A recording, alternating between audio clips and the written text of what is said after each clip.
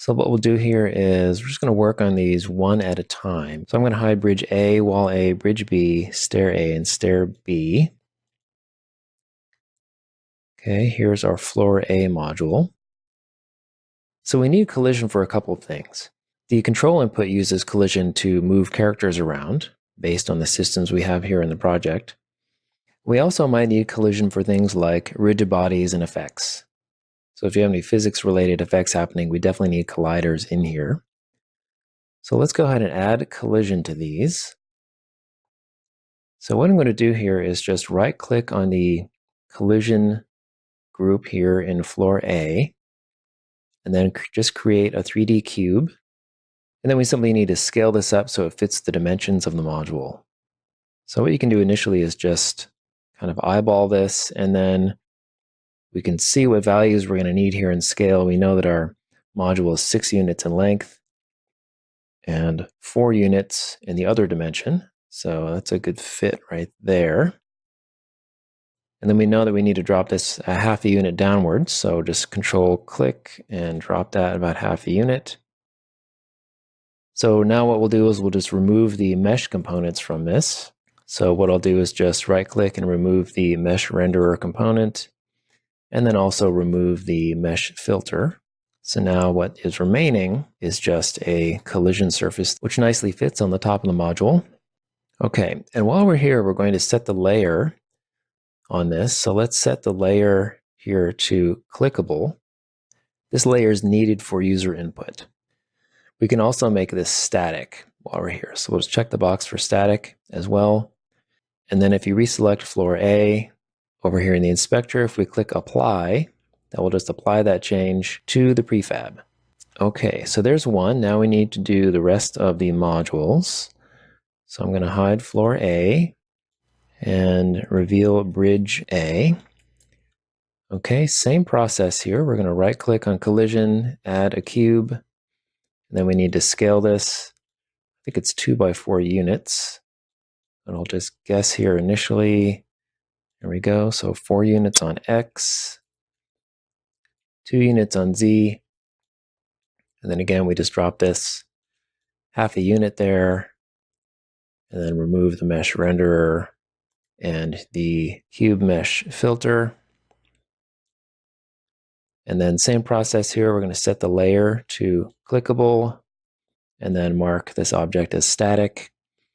And then we reselect bridge A and apply that change to the prefab. Let's move on to the next object. Okay, wall A is next. So let's expand the group there. Again, right click on collision, 3D object, cube. All right, I'm just going to move this up here vertically to try to get it centered. And then we'll scale this out. It should be 6 by 4 as well. Just different axes here. So 6 units on X, 4 units on Y. Okay, looks pretty good there, nice and clean. And then same thing here, we'll remove the mesh related components. So mesh renderer, remove, mesh filter, remove. And then in this case, this does not need to be clickable. This is not a surface on which the character could move around. So we can leave the layer default, but we'll still check the static checkbox here. And then reselect wall A and apply the change. All right, what are we on to now? Bridge B. Okay, bridge B needs basically the same collider setup as bridge A, so it should be pretty easy here. So right click on collision, add that cube, and then we'll scale this. I think it's 4 units on X, 2 units on Z, and then drop it half a unit. And then we'll again remove the mesh components. And we'll set the layer to clickable and mark it as static. And then select bridge B and apply that change to the prefab. Okay, now for the stairs. So here's stair A. Okay, so this is going to take a little bit more work here. We have an angled surface here for collision. So let's go ahead and right click on collision, and we'll start with the same object. So we'll start with a cube.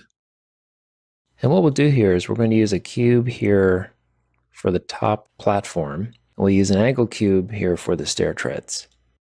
So let's just move this into place here and see if we can get the scale right.